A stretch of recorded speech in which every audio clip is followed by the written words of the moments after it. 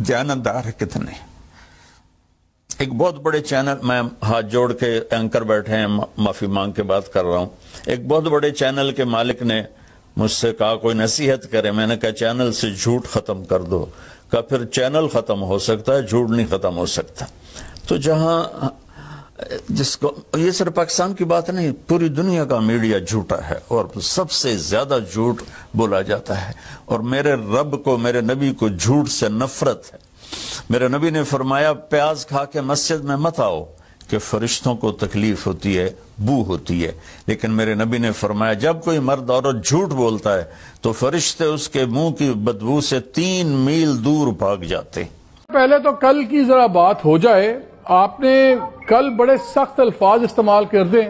اگر آپ چاہیں تو میں پلے کر سکتا ہوں. ڈو یو وانٹ کہ میں پہلے پلے کر دوں 30-40 سیکنڈ کی ریکارڈنگ؟ نہیں چلیں ٹھیک ہے. پلے کرنے کی آپ نے کل ایک تو جب آپ نے بات کی سے میں سوال کر لوں مولانا صاحب، بالکل آپ ہی کی جواب. جی فرمائیں. ایک منٹ فرمائیں. مجھے آپ دیکھیں، حامد میر صاحب بیٹھا ہے. حامد میر صاحب بھی بیٹھے ہوئے.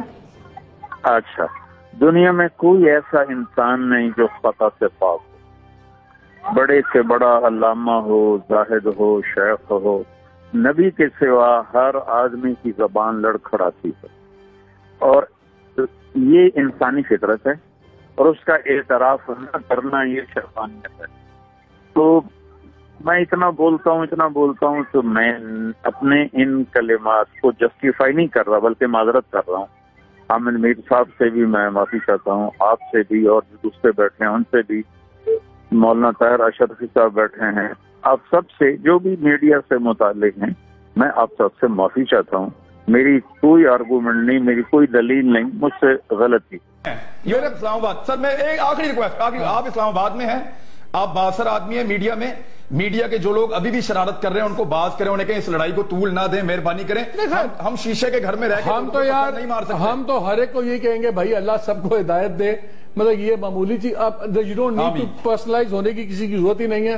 ہر ایک کو ہم یہ کہیں گے کہ آپ جو نہیں، کوئی بات نہیں، بالکل اخلاق پہ چلیں. اچھا ایک بات میرے ایک بریک لینی ہے، کچھ اشتہار بھی چلانے ہیں ہم نے. اچھا